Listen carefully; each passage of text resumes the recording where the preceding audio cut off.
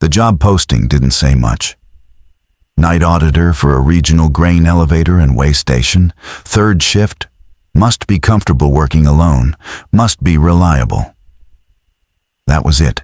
What it didn't mention was that every night I would be expected to count trains that didn't officially exist. It didn't mention the ledger that always knew when a train had gone unlogged. It didn't mention that a man disappeared from my chair 2 years before I arrived, or that his initials stopped halfway down a page someone else had to finish. And it definitely didn't mention that when the total came up short, the book found the missing number on its own. I found the posting on a county job board between a hog farm listing and one for a snowplow operator. I applied from my phone in a gas station parking lot because my truck was almost out of fuel, and I had $11 in my checking account. I want to be honest about that part because it matters. People think you have to be reckless to end up somewhere like Hadley Cross. You don't. You just have to be desperate enough to ignore the feeling that something is wrong. I was 34. I'd been laid off from a regional distribution warehouse 8 months before, the kind of place that ran fine until the parent company decided it didn't. And since then I'd been doing whatever paid. I drove for a delivery app until my transmission started slipping. I unloaded trucks. I sat in a folding chair as overnight security at a car dealership until they decided a camera was cheaper than a person. So when a man named Garrett Pell called me back the next morning and offered $11 an hour over what the warehouse had paid, I said yes before he finished describing the work. I didn't even ask why a grain elevator needed a night auditor. I figured it was paperwork, weight tickets, that kind of thing. I figured I'd be warm. I was wrong about warm. Hadley Cross wasn't a town so much as a place where 2 county roads met and decided to give up. There was the elevator itself, this enormous gray complex of concrete silos and corrugated steel that rose out of the flat land like a row of broken teeth. And beside it, the rail spur, 2 parallel sets of track that came in from the north, ran past the loading chutes, and continued south toward a horizon that never seemed to get any closer. There was a co-op office that closed at 5. There was a diner that closed at 2 in the afternoon. There was a grain dust haze that hung over everything when the wind didn't blow, and a flatness in every direction that made you feel like the only standing thing for miles, which, after dark, you basically were. The first night I showed up 40 minutes early because I didn't trust my truck to make the drive twice. Garrett met me at the base of the main structure, near a metal door painted the same gray as everything else, with a clipboard under his arm and a thermos in his hand. He was maybe 60, heavy-set, with a gray mustache and the kind of permanent squint that men get from decades of looking at things in bad light. He shook my hand, and his grip was dry and firm, and he didn't smile. But he didn't seem unkind, either, just careful. I noticed that right away. The way he looked at me was the way you look at a tool you're not sure is going to hold. "You drive okay getting here?" he asked. I said I did.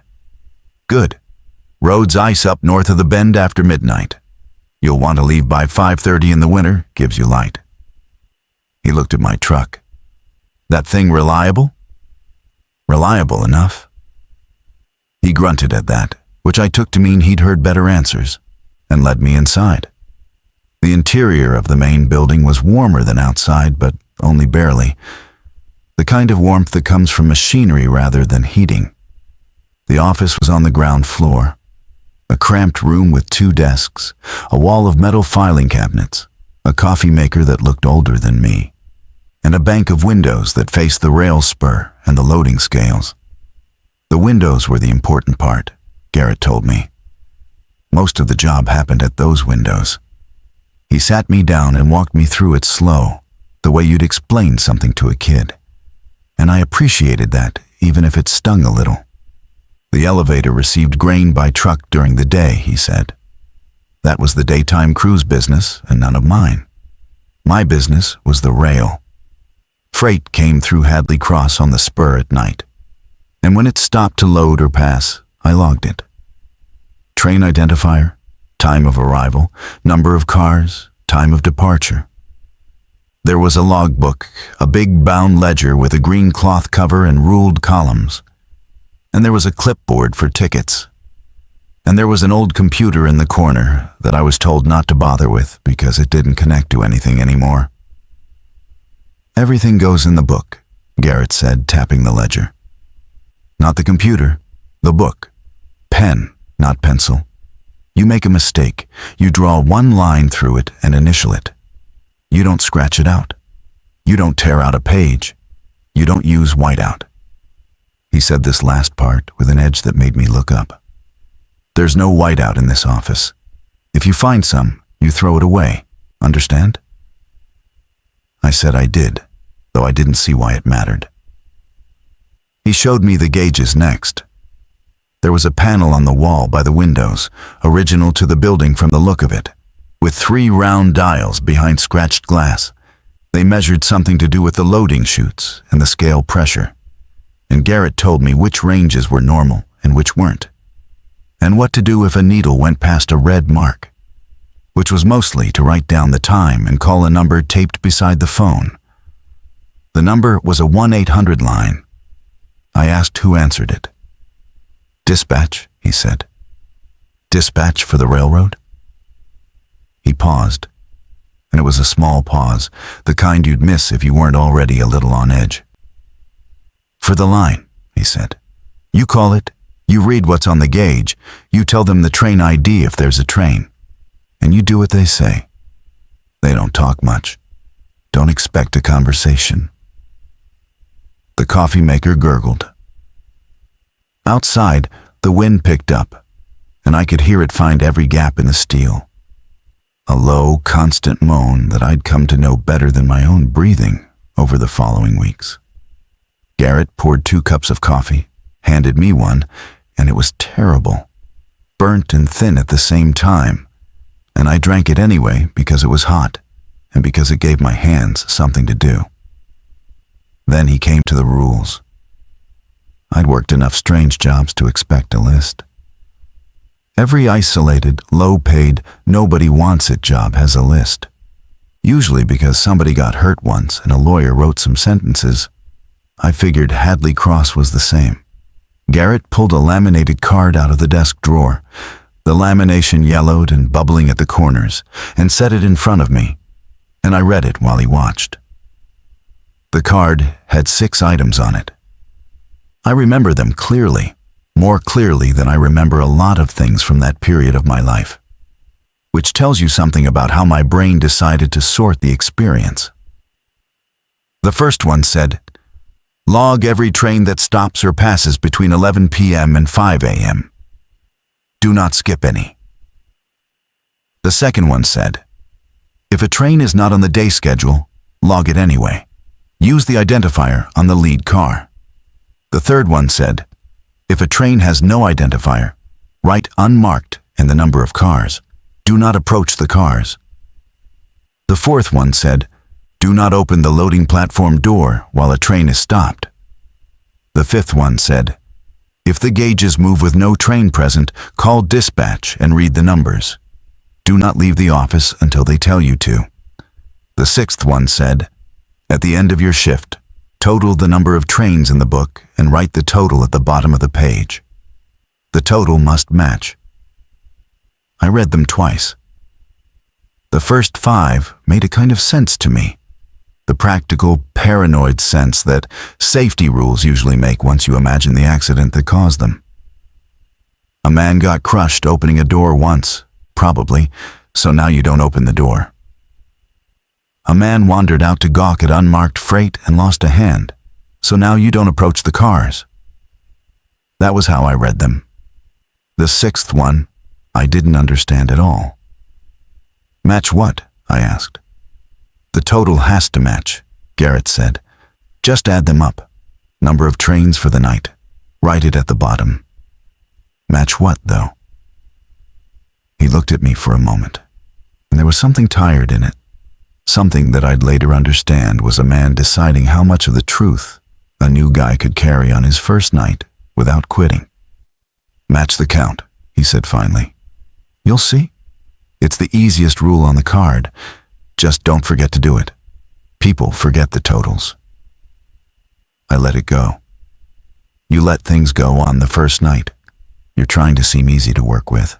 He stayed with me until just past 11, going over the equipment, showing me where the breaker box was and the bathroom, and the little space heater I was welcome to use as long as I didn't run it, and the coffee maker at the same time, or I'd trip the circuit. He showed me a binder of old shift notes, handwritten, that I could read if I got bored. And he showed me the cot in the back room that I was absolutely not to sleep on during a shift, but that was there for reasons he didn't explain. And then, at 11:15, with no train in sight and the wind doing its work outside, he put his coat on, capped his thermos, and stood by the door. "One more thing," he said. "You'll hear trains before you see them.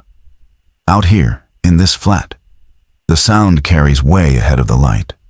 You'll hear the rails singing, this high sound, almost like a wire.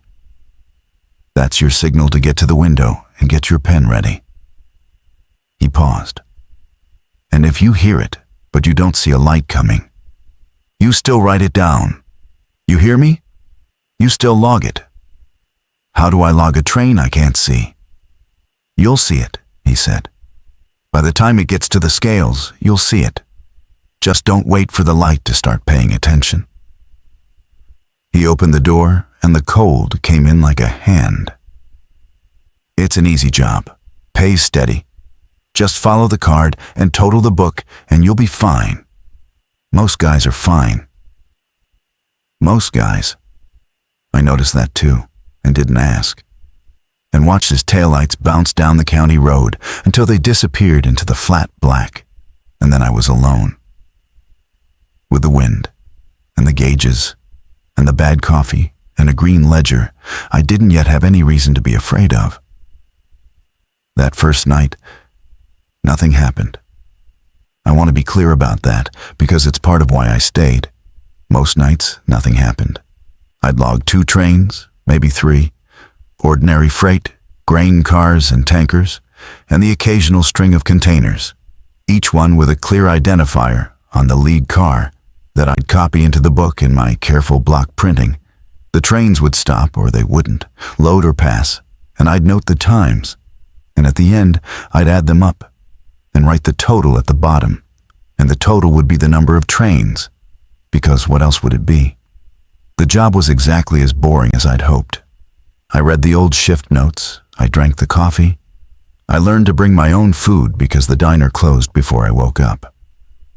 I got my first paycheck and it didn't bounce, and I paid my rent. And for the first time in 8 months, I slept without that specific clench in my chest that comes from knowing you can't cover what you owe.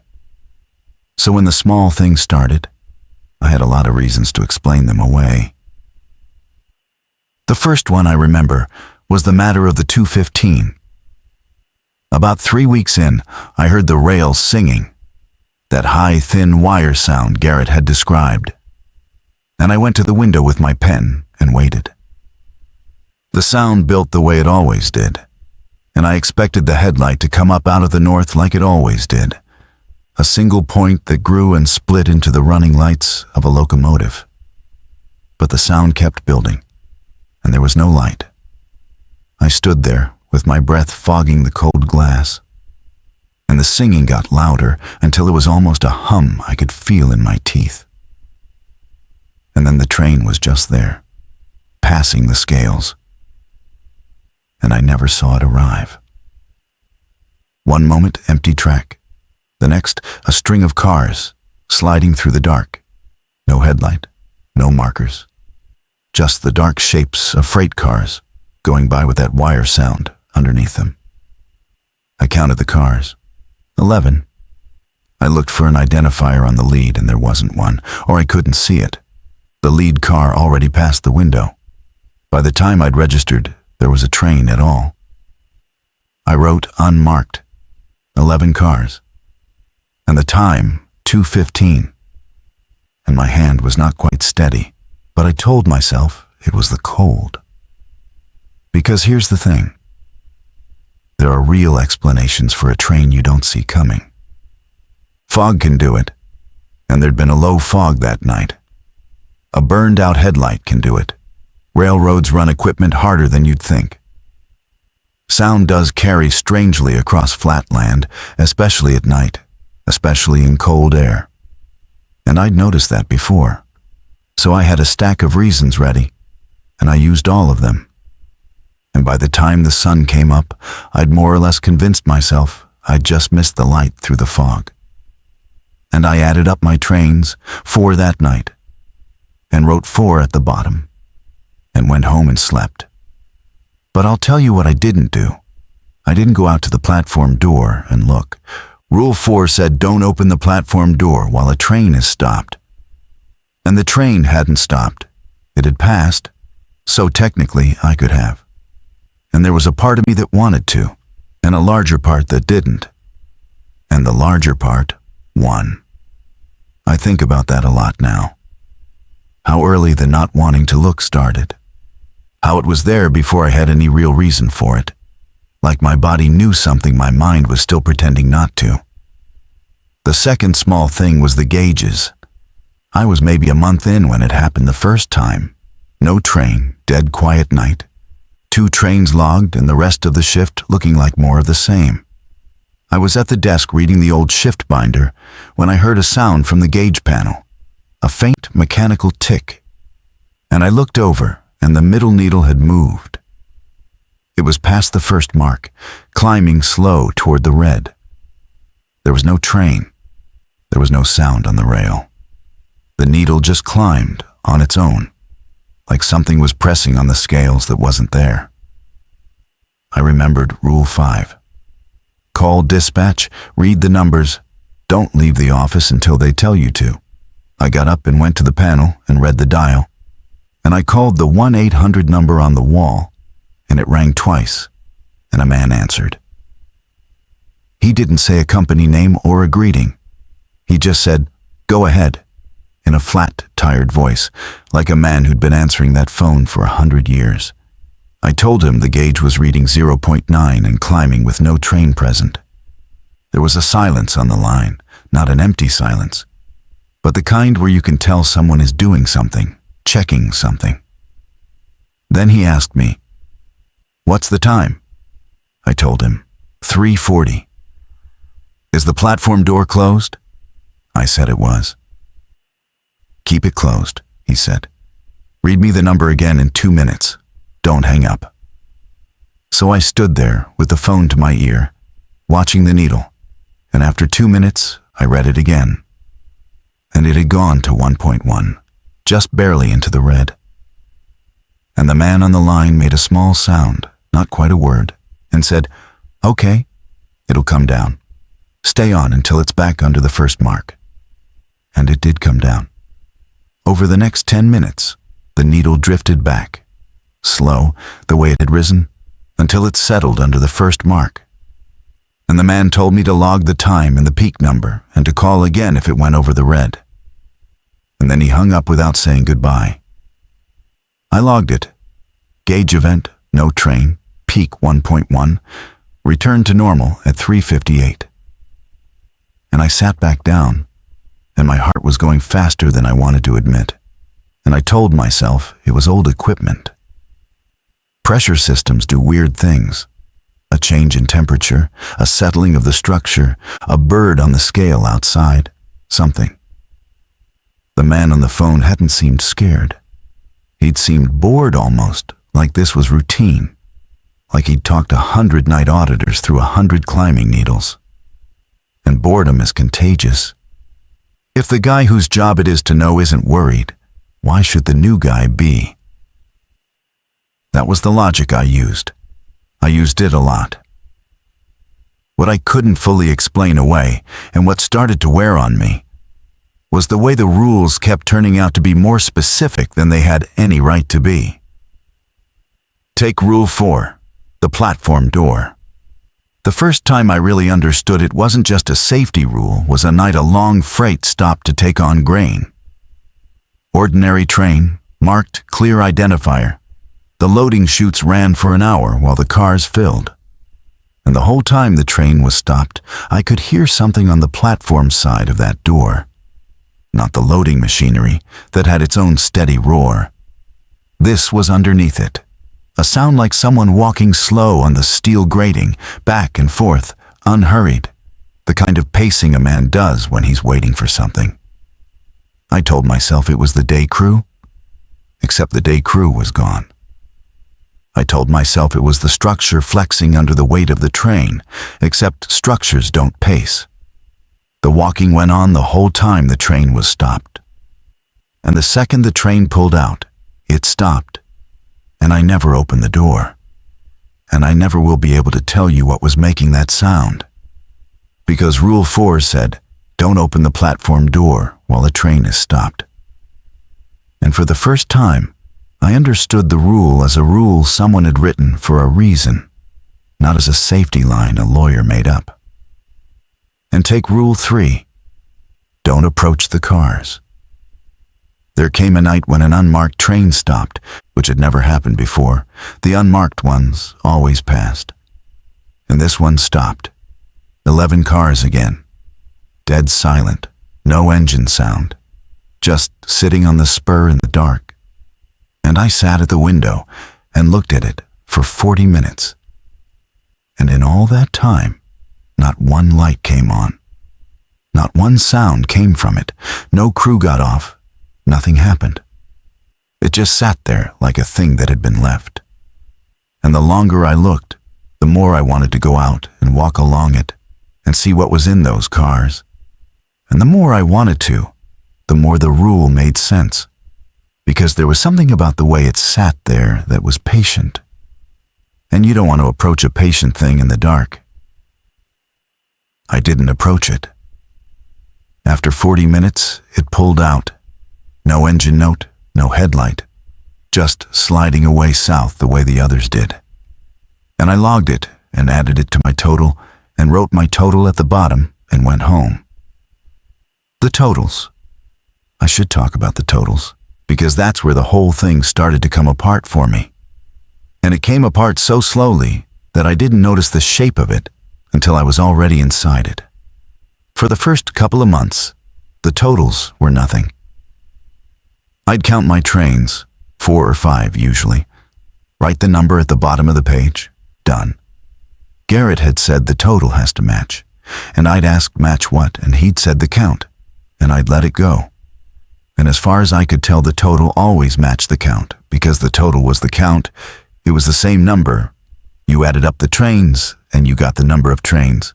I thought maybe it was a clumsy way of saying, make sure you don't drop a train. Make sure your arithmetic is right. Then one morning, I added up my trains and got 6, and I wrote 6 at the bottom. And as I closed the book, I had this nagging feeling, the kind you get when you've left the stove on. And I opened the book again and recounted. And there were 7 entries on the page. 7 trains, not 6. I'd counted 6 because one of them, an unmarked one logged at 150, hadn't registered in my count the first time, like my eye had slid right over it. I crossed out the 6, drew one line through it the way Garrett said, initialed it, and wrote 7. It bothered me more than it should have. I'm not bad at counting. I'd done inventory at the warehouse. I could count a pallet of mixed cartons in my sleep. But I'd looked right at that page and counted 6 twice, and there were 7 entries. And the 7th, the one I'd skipped, was an unmarked one. I noticed that. I started to notice a lot of things about the unmarked ones. I went back through the book. Garrett kept the old ledgers in the bottom drawer of the filing cabinet, years of them.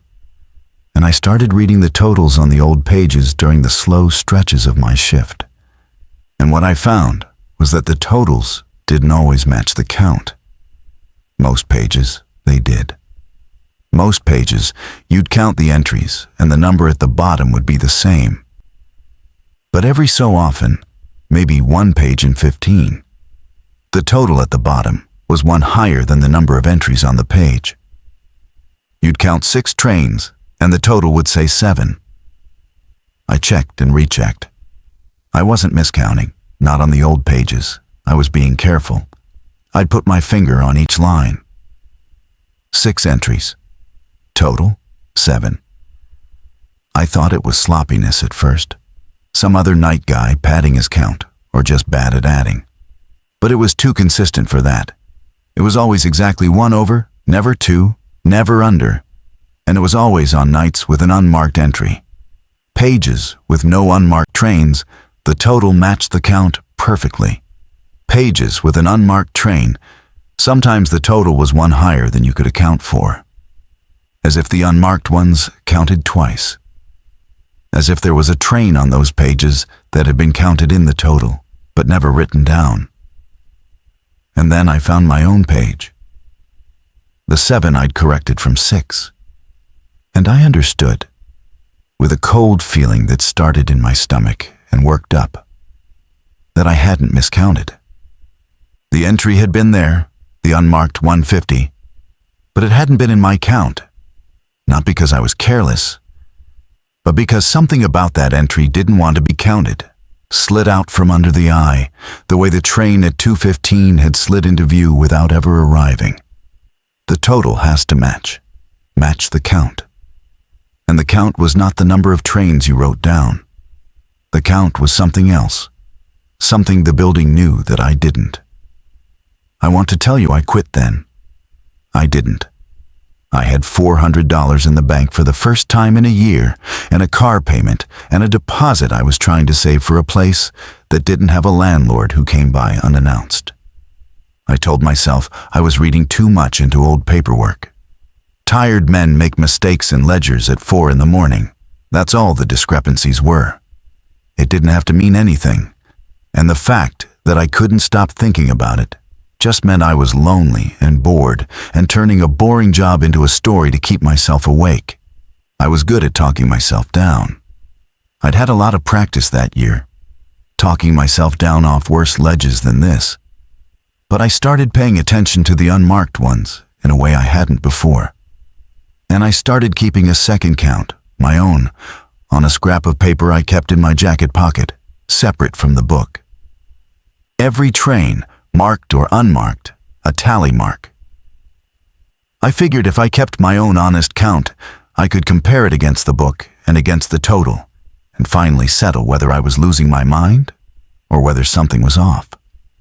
The night that broke the boredom for good, I'd logged 3 trains by 2 in the morning, all marked, all ordinary, and I had 3 tally marks on my scrap of paper, and the book had 3 entries, and everything matched. And I was almost disappointed, the way you get when you've worked yourself up over nothing. I made coffee. I read the shift binder. The wind did its thing. And then I heard the rails sing, and I went to the window with my pen, and I waited for the light. There was no light. The singing built and built past where it usually built, until it was that hum in the teeth. And then the train was there, passing the scales, unmarked, dark, sliding south. I counted the cars out of habit. And I want to be careful here. I want to tell it exactly the way it happened, because this is the part I've gone over more than any other. I counted the cars, and I lost the count. Not because there were too many, because partway down the train, somewhere around the 7th or 8th car, the cars stopped being cars. I don't know how else to say it.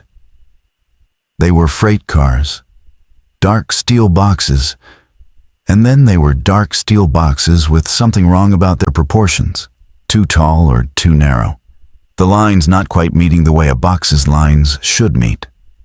And I felt my eyes trying to slide off them the way they'd slid off the entry in the book. And I had to force myself to keep looking. And the forcing made my head hurt, a real physical ache behind the eyes. And I lost the count somewhere in there, and the train was gone before I could pick it up again. I wrote unmarked, and then I sat there with my pen over the column where the car count goes, and I couldn't write a number because I didn't have one. I put a question mark. Then I crossed it out. One line, initialed it, because you can't have a question mark in the book, and I wrote 11, because it was always 11, the unmarked ones, and a guess felt better than a blank. Then I took out my scrap of paper to add my tally mark. There were 4 marks on the paper. I'd made 3. I counted them 4 times. 4 marks. And I had only made 3, I was certain. 3 trains before this one. 3 honest, careful tally marks. And now there were 4. And the 4th one was in my handwriting. My exact way of making a tally mark. Slightly slanted. And I did not remember making it. I sat very still for a while after that. The coffee maker had finished, and the office was quiet except for the wind. And I held that scrap of paper and looked at the 4 marks. 3 I remembered, and 1 I didn't. And I thought about the totals in the old ledgers that ran 1 over the count. And I thought about Garrett saying the total has to match. The easiest rule on the card, just don't forget to do it. People forget the totals. And I thought, for the first time, clearly, with no talking myself down left in me, the total isn't supposed to match what I write down. It's supposed to match what comes through. And what comes through is more than I can see. I should have put the pen down. I should have written my totals and finished my shift and driven home and not come back. Instead, I did the thing that I think now was the real beginning of it. The choice that made me part of whatever Hadley Cross was instead of just a guy who logged trains there. I went to the filing cabinet, and I pulled out the oldest ledger in the drawer, and I started looking, not at the totals this time, but at the names. Because here's what I'd half noticed and not let myself think about. The shift notes in the binder were initialed, and the corrections in the old ledgers were initialed. 1 line through the mistake, initials beside it. The way Garrett had taught me, the way I'd been doing it. And over the years, the initials changed. You could track the night auditors through the book by their handwriting and their initials, this many months of 1 set of initials, then a gap, then a new set. Men came and went. That's normal for a job like this. Nobody stays a night auditor at a grain elevator in the middle of nowhere for long. But there was a page, maybe 2 years back, where the initials changed mid-page. Halfway down a single night's entries, one man's handwriting stopped and another's began, and the total at the bottom was in the second man's hand. And it was 1 over the count. I flipped forward, looking for the first man's initials again, the ones that stopped mid-page. RK. I found RK all through the months before that page. Careful small printing, neat columns, a guy who clearly took the job seriously. And after that page, no more RK, not once. The handwriting that picked up mid-page carried on for the months after, a different man, sloppier. People quit. People walk off jobs in the middle of a shift, especially jobs like this, especially at 4 in the morning, when the loneliness gets to be too much. That's the explanation, and it's a good one. And I reached for it the way I'd reached for all the others. RK got spooked, walked out. The next guy came on and finished his page. Happens all the time. But I'd read RK's notes in the binder. He wasn't a quitter. His shift notes were the most thorough in the whole binder, pages of them. Careful observations about the gauges and the timing of the trains and the sounds on the platform. A man building a record. A man trying to understand the place. And then I found his last note. The last thing RK ever wrote in that binder. Dated the same night his handwriting stopped mid-page in the ledger. And it was shorter than the others. Just 3 lines, written in a hand that had gotten messy, like he was writing fast. The first line said, "The total ran over again. 3 nights now." The second line said, "I think the extra one is me. I think it's been logging me." The third line said, If you're reading this and the total runs over and you can't find the train, do not write your initials at the bottom. Whatever you do, don't sign the total. And under that, the same night, in the ledger, RK's handwriting stops mid-page, and the next man finishes it and signs the total. And the total is 1 over the count. I sat there, with the binder open on the desk, and the wind coming through the steel, and the gauges quiet behind their scratched glass. And I thought about every total I'd written at the bottom of every page for the last 2 months, and how I'd signed every single one, my initials. Neat, the way Garrett taught me. 1 line through any mistake, sign the total, the easiest rule on the card. And I thought about the 4 tally marks on the scrap of paper in my pocket when I'd only made 3. And I looked at the green ledger, open to tonight's page, where I'd written unmarked and crossed out a question mark, and guessed 11, and where, in about an hour, when the sun came up, I was supposed to count my trains and write the total at the bottom and sign it.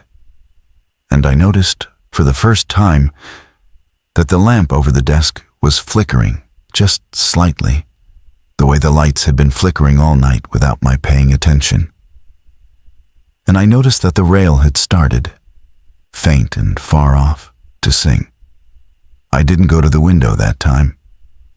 That's the first thing I want to admit, because I know how it sounds. The rail was singing, that high wire sound climbing out of the north, and Rule 1 said, log every train that stops or passes, do not skip any. And I sat there at the desk with the binder open and RK's 3 lines in front of me, and I did not get up. I told myself I was frozen. That's what I told myself for a long time afterward. That fear had locked my legs, and I physically couldn't move. And that's a kinder story than the true one. The true one is that I made a choice. I sat there, and I let the singing build, and I did not pick up the pen, because some part of me had already done the math RK did. And that part of me thought, if I don't see it, maybe it isn't there. And if I don't write it, maybe it doesn't count. And if it doesn't count, maybe I'm not on the page. The singing reached that hum in the teeth. The lamp over the desk flickered harder, a stutter, and then steadied. And then the sound just stopped. Not faded, stopped, the way a record stops when you lift the needle, mid-note, gone. No train passed the window. The track outside stayed empty, gray with the first cheap light of morning starting to come up behind the silos. For about 10 seconds, I felt relief. This stupid animal relief. Like I'd gotten away with something. Then the phone rang, not my cell. The wall phone, the one with the 1-800 number taped beside it, the dispatch line. It had never rung before. I'd called it twice, but it had never rung in. And I didn't even know it could. And the sound of it in that empty office at 5 in the morning was about the worst sound I've ever heard. This old electromechanical bell, harsh, going off right next to my head. I let it ring 4 times. Then I picked it up, because not picking it up felt worse than picking it up. And I said hello. And there was the silence first, the doing something silence, and then the flat, tired voice, the same man from the gauge night. You missed one, he said. I didn't say anything. My mouth had gone dry the way it does at the dentist. 5:02, he said. It passed at 5:02.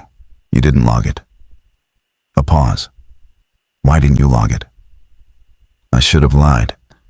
I'm good at lying when I've had time to plan.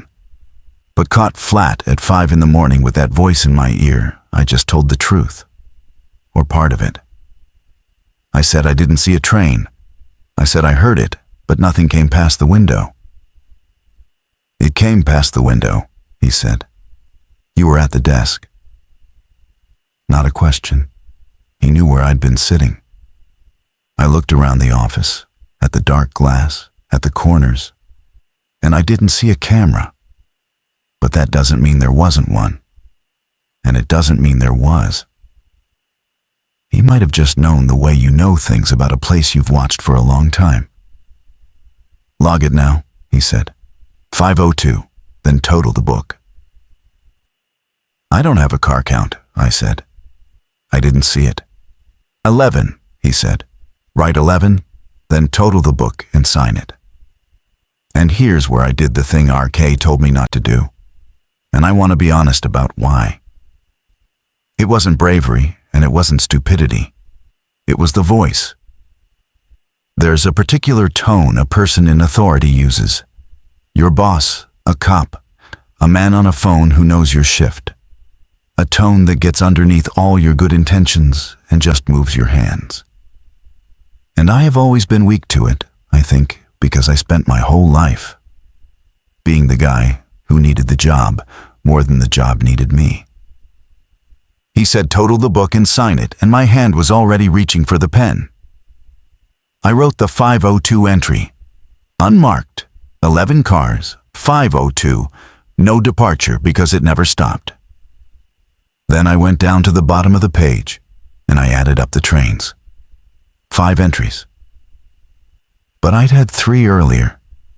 Then the unmarked one, before RK's binder. The one where my tally jumped to 4, then this last one. That should have been 5. I counted 5 entries on the page. And I knew, the way you know a step isn't there in the dark, that the total was going to be 6. What's the count? The voice said. I looked at my scrap of paper. There were 5 tally marks now. Then, while I was looking at it, holding it, not setting it down, a 6th mark drew itself. I want to be precise, because I've doubted my own memory of everything else from that place.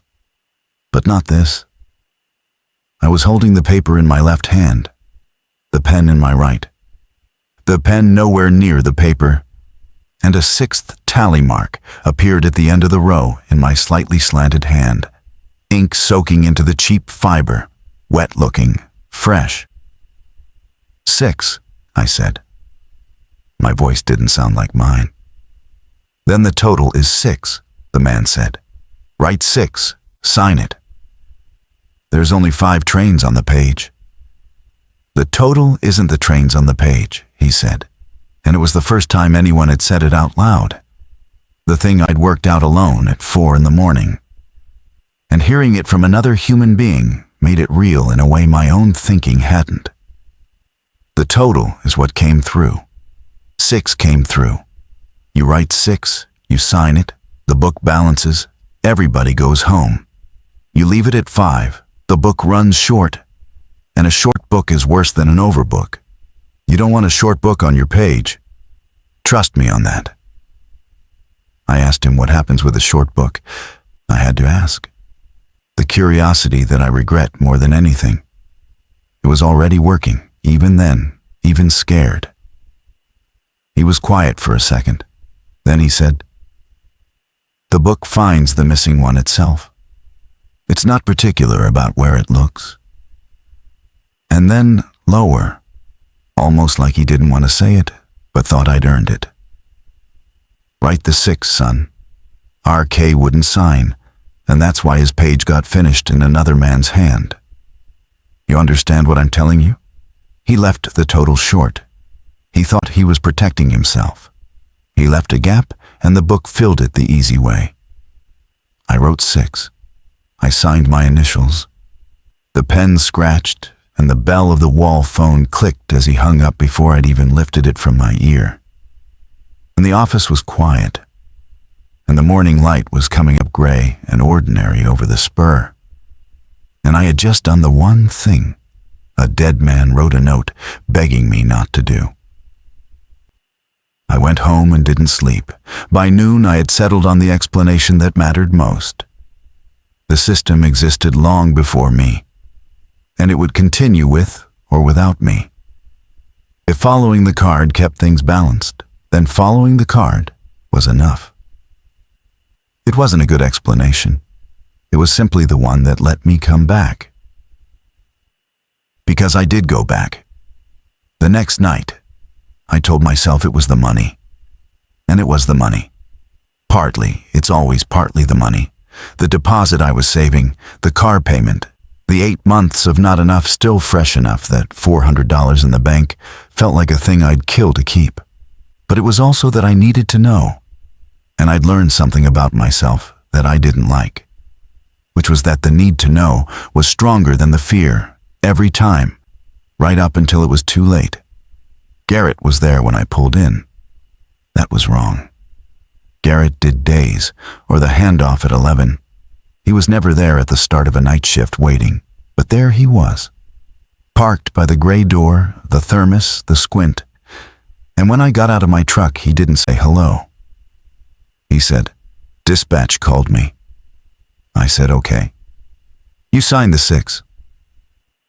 I said I had. He looked at me for a long moment, and there was something in his face I hadn't seen the first night. Something that I think was pity, or maybe just the recognition you give a man who stepped in the same hole you stepped in a long time ago. "Most guys don't get a call their first season," he said.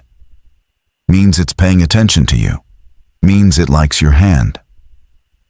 He said it likes your hand the way you'd say a disease has spread, flat, clinical. "You can still get out," he said. "It's harder now than it was a week ago, but you can still get out. You take a job somewhere else, you stop coming. You let the spot go cold. Few men have done it, not many, but a few. And if I stay?" He didn't answer that directly. He looked out at the spur, at the 2 sets of track running north into the dark and south into the dark, and he said, "I've totaled that book for 22 years, Garrett said. Long enough to learn that understanding it doesn't help." He looked toward the tracks. "You keep the book balanced, that's the job." Then he looked back at me. "You don't want to learn what happens when it isn't." I asked him the question I'd been carrying since the binder. I asked him about RK. Garrett's jaw worked. "Ron Keller," he said. "Good worker. Too smart for it. That was his trouble. He started keeping his own count, like he didn't trust the book. And he got it in his head that the overage was somebody, a person. He decided every short page in the history of this place was a man who'd gone short and gotten filled in. And he decided the only way to beat it was to refuse the total. Leave it short on purpose. Starve it. He exhaled. You can't starve it. All a short book does is tell it to come out, find the difference itself. And it found Ron, because Ron was the one standing closest to the short page. That's all it is. It's not evil. It's not after anybody special. It just balances. And if you don't balance it, you're the nearest number. You're the nearest number. I've thought about that phrase more than I've thought about almost anything. It's the most honest description of the whole thing anybody ever gave me. And it came from a 60-year-old man in a parking lot at dusk with a thermos under his arm. And the worst part is, he wasn't trying to scare me. He was trying to help. He was trying to keep me alive the only way he knew how, which was to teach me to sign the 6 and not ask whose it was. He left after that. He told me to call him, not dispatch, me personally, if anything felt off. And he wrote his cell number on the back of a weight ticket and pressed it into my hand. And his hand was dry and firm like the first night. And then he drove off, and I went inside, and I did the job. And for about 2 weeks, I did exactly what he said. I stopped keeping my scrap paper count. I stopped reading the old ledgers. When the rails sang and no light came, I went to the window, and I logged unmarked 11 cars. And at the end of the night, when the total ran one over, I wrote the over number and signed it without looking at how short the page was. And I drove home, and I tried to be Garrett. Tried to stop making it make sense. It almost worked. The The routine settled in. The trains came, the totals ran over. I signed them. Weeks passed. Before long, the strange had become ordinary. That was the dangerous part. Then the gauge climbed on a night with no train, and I called dispatch like Rule 5 said, and the tired voice answered, and we did the thing. Read the number, hold, read again, and the needle went past the red, further than it had before, 1.4, and the voice on the line lost its flatness for the first time. Just slightly, just enough. Is the platform door closed? He said. And there was something underneath it now. I said it was. Don't open it. Whatever you hear, you don't open it. You stay on this phone. So I stayed on the phone, and I heard through the wall, on the platform side of the door, the walking start. The slow pacing on the steel grating I'd heard once before during a stopped train, except there was no train. The spur was empty. The gauge was just climbing on its own. And the walking went back and forth, unhurried. And then it stopped. And there was a sound at the door. Not a knock. A pressure. The door was steel, an industrial door with a lever handle and a deadbolt. And I watched the lever from across the office, and it moved. Down, slow, all the way. And then the door pushed against the deadbolt, once, twice, testing, patient. And the whole time, the dispatch voice was in my ear saying, don't open it, don't open it. Read me the gauge. And I read him the gauge. 1.4, 1.5, my voice a thread. And the lever worked up and down, and the door breathed against the frame. There's somebody at the door, I said. There's nobody at the door, he said fast, too fast. There's no one out there. You're alone. The gauge is high, that's all. The building flexes when the gauge is high. That's the door settling. Read me the number. And I understood. Standing there with the phone cord stretched across the office and the deadbolt straining. That he was lying. And that he knew he was lying. And that the lie was the job. The whole apparatus, the card, the dispatch line, the totals, Garrett's 22 years. All of it was a machine for not seeing, for keeping a man at the desk reading numbers into a phone while something tried his door, because a man reading numbers into a phone keeps the book balanced, and a man who opens the door does not. The rules weren't protecting me from the thing. The rules were protecting the thing from being seen, because being seen, I think, was the only thing that could make it real enough to stop. I read him the number, 1.5. And then it started to come down, the way it always did, slow. And the lever rose back to neutral, and the pacing resumed for a while, and then faded. And by the time the needle was back under the first mark, the platform was silent, and the office was just an office again. Hot dust and old plastic and coffee gone to tar in the pot. And the dispatch voice told me to log the peak and the times, and hung up. I logged it. And then I did something I hadn't done since the first weeks. I went to the filing cabinet, and I pulled out the binder. And I went looking, because Garrett had given me a name, Ron Keller. And a man with a name had a life. And a man with a life had people. And I realized I'd been so busy being scared for myself that I'd never once thought about the simplest thing, which was that somewhere out there was a family that didn't know what had happened to Ron. It took me 3 nights of digging through the old paperwork to build the picture, working the slow hours. And what I found was worse than I expected, not because it was dramatic, but because it was so ordinary. There were personnel records in the bottom of the cabinet, old W-4s and timesheets, decades of them.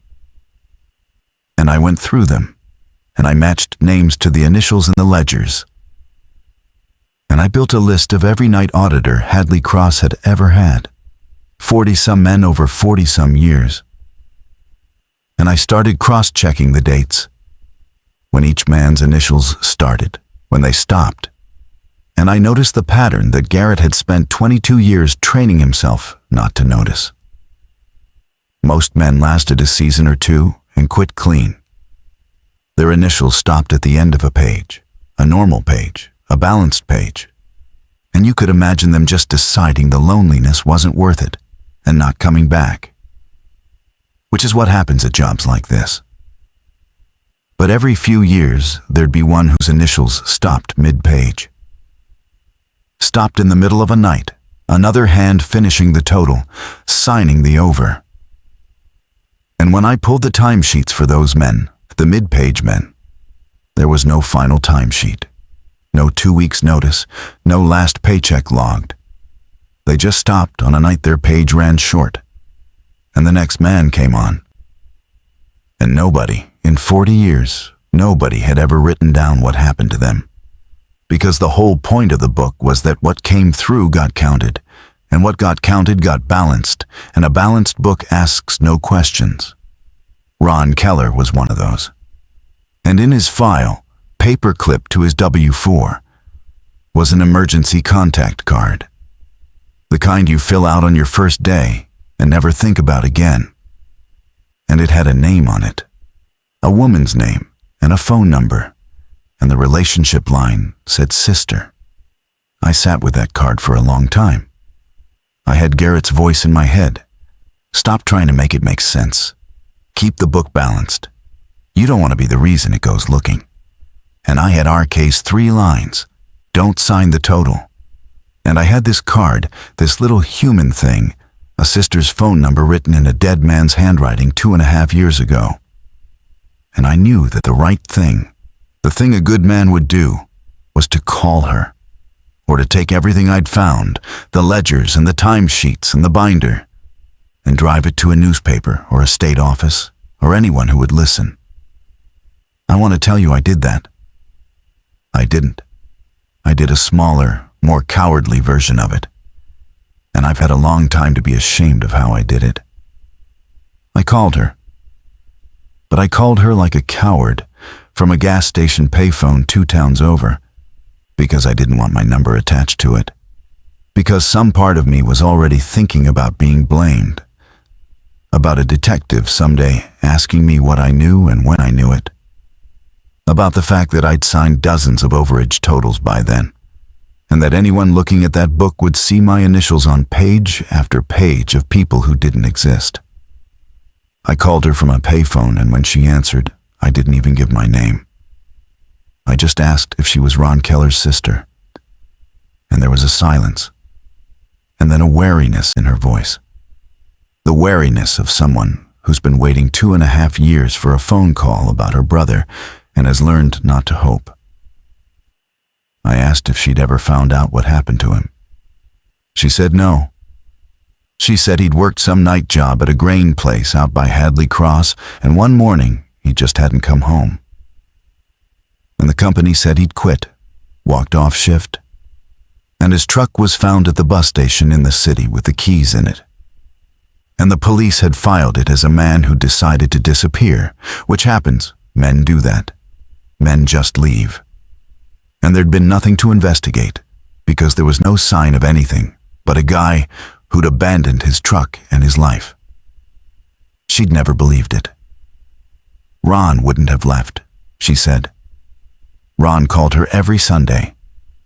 But there was nothing.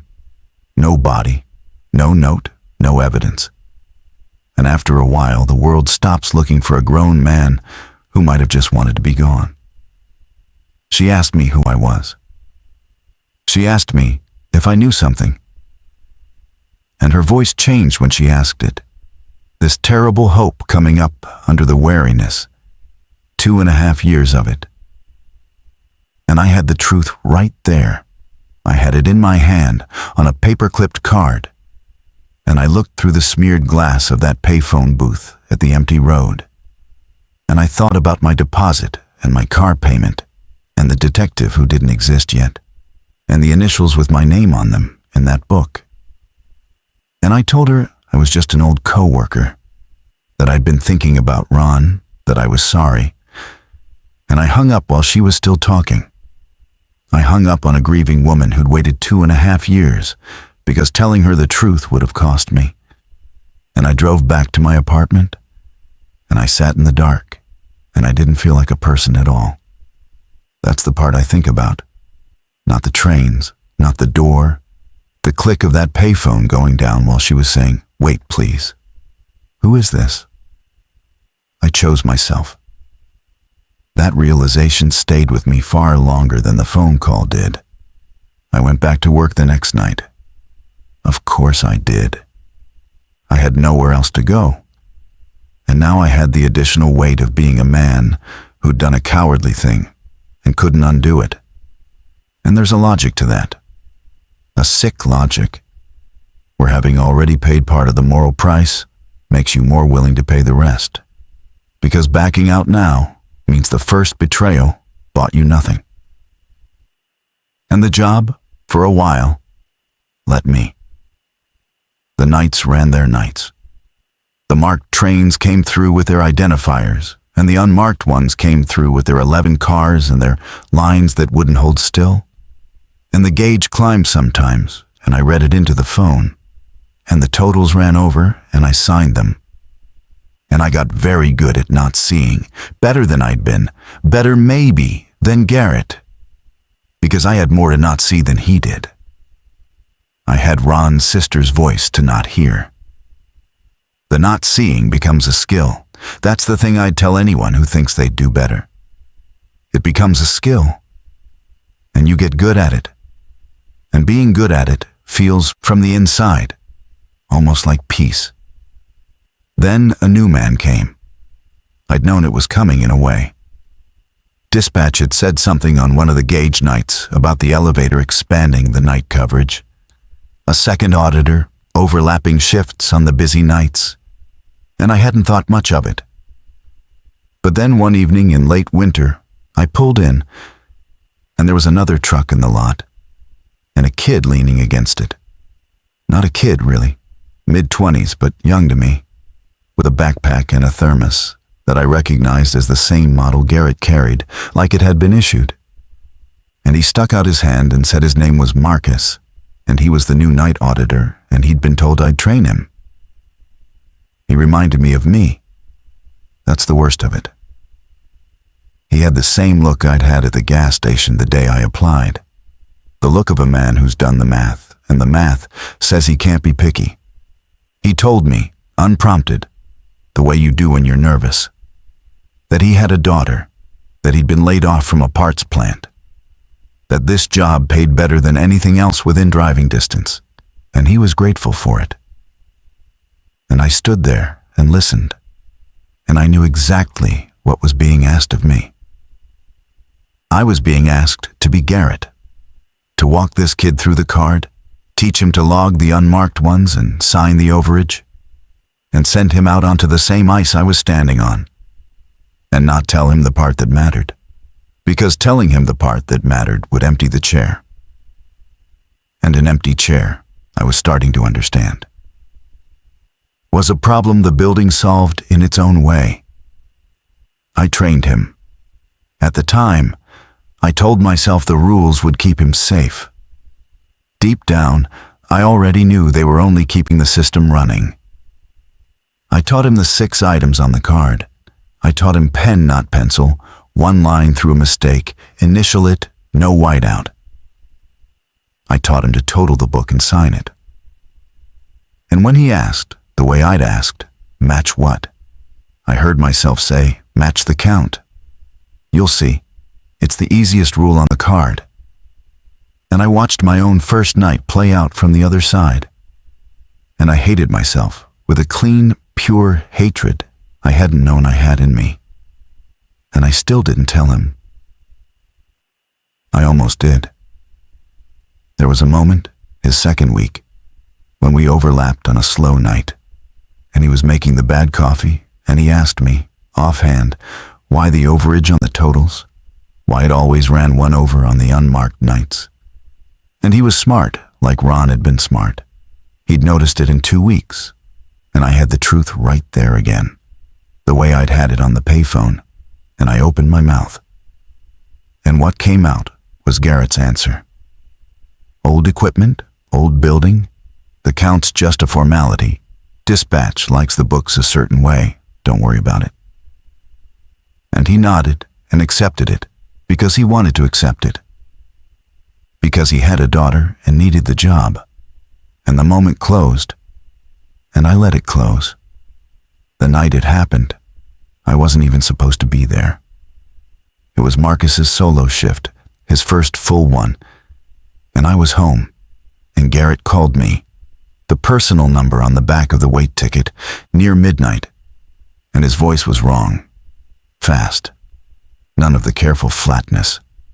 He said the gauge at Hadley Cross had been climbing for an hour and wouldn't come down. That dispatch had called him because the new man wasn't answering the line right, kept putting the phone down. And Garrett was an hour away, and his truck wouldn't start in the cold. And could I get there? Could I please get there?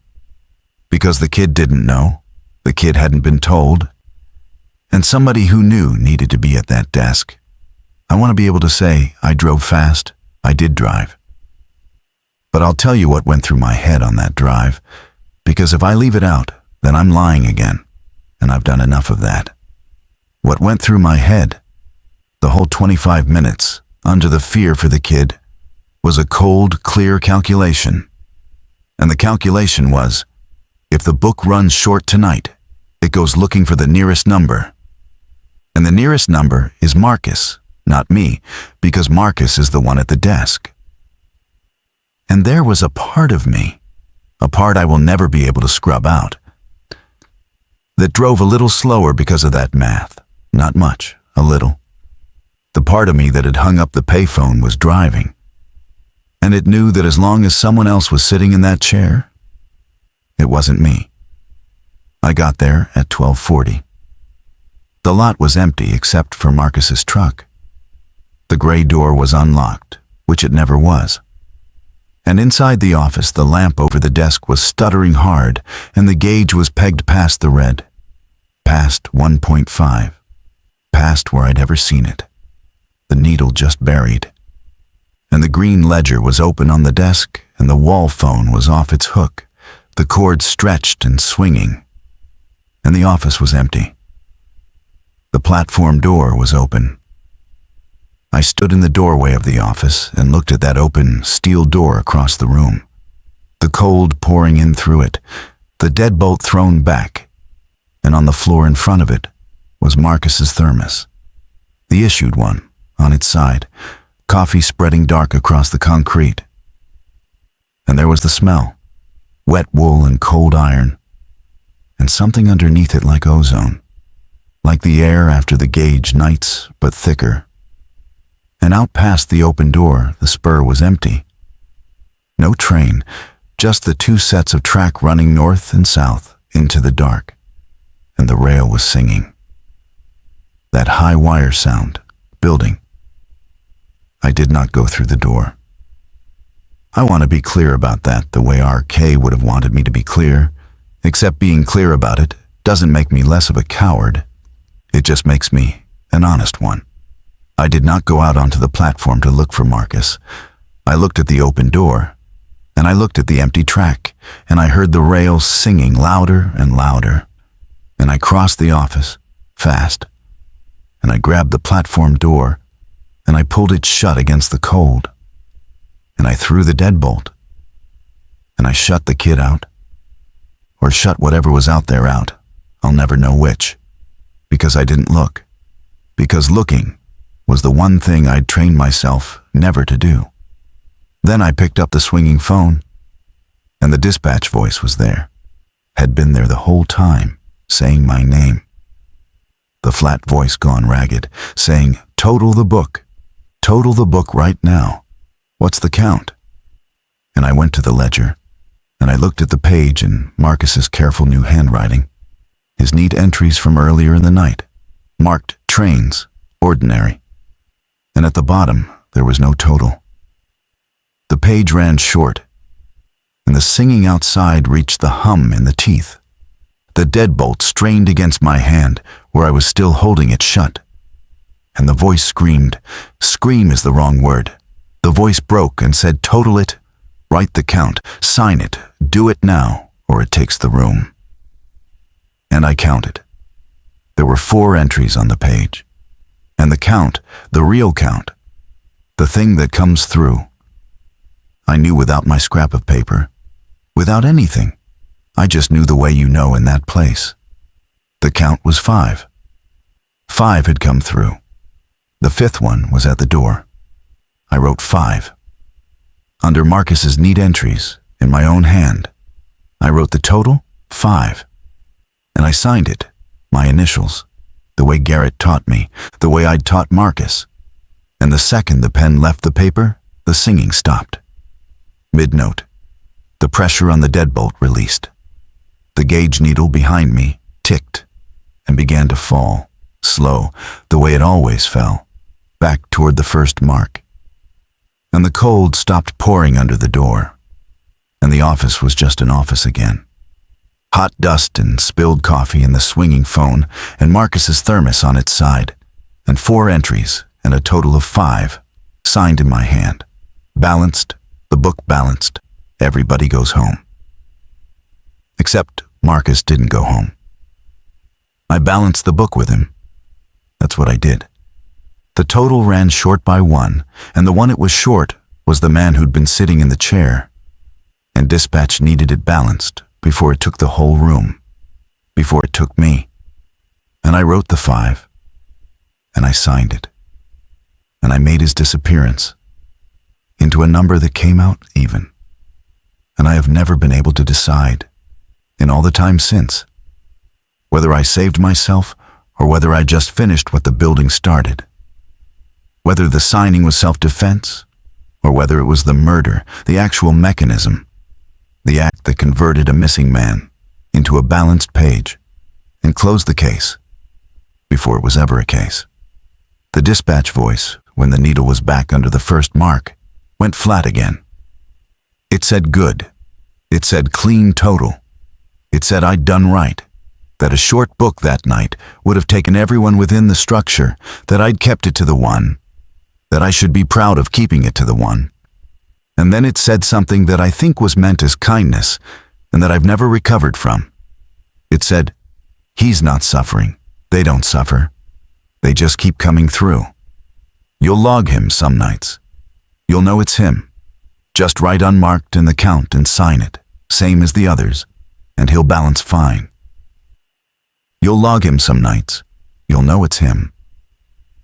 I did the cleanup the way you do cleanup, the small human motions, because your body needs something to do when your mind has gone somewhere it can't function. I mopped the coffee. I set the thermos upright on the desk, and then I couldn't stand to look at it, so I put it in the bottom drawer of the filing cabinet. I hung up the phone. I sat at the desk until morning, with the book open to the balanced page. And when the gray light came up over the silos, I drove Marcus's truck to the bus station in the city and left it with the keys in it. Because I knew that's what was supposed to happen. Nobody told me to. I just knew. The way I'd known the count. And I took a bus most of the way back and walked the last few miles in the cold. And somewhere in there, I understood that I hadn't decided to do any of that. That I'd just slid into the grooves the system had worn for 40 years. That there was a procedure for the truck, and a procedure for the book, and the procedures had been waiting for me to fill them. The way they'd waited for Garrett. The way they'd wait for whoever came after me. Marcus had a daughter. I knew that. He'd told me his first day, nervous, grateful for the job. There was an emergency contact card in his file. I knew there would be. Paper clipped to his W-4, and I knew there'd be a name on it and a phone number. And I knew that somewhere a woman and a little girl were going to spend the next however many years believing a man who called every Sunday had abandoned his truck at a bus station and walked out of his life. And I knew that I could call them from a payphone like a coward the way I'd called Ron's sister, or I could do the thing a good man would do and burn the whole place down with the truth. I didn't call them. I haven't. That's the part I can't dress up. I told myself all the same things, the deposit and the car payment and the detective who'd want to know why my initials were on 40 pages of people who don't exist. And I added a new one, which is that I'm in it now in a way I wasn't before, because the truck at the bus station was driven there by me, my prince, my route. And if anyone ever does pull that thread, the man it leads to isn't Dispatch or Garrett or the building. It's me, the man who moved the truck, the man who signed the 5. The system had made me into the kind of person who can't tell the truth without going to prison for it. And I think that's the actual genius of it. That's how it's lasted 40 years.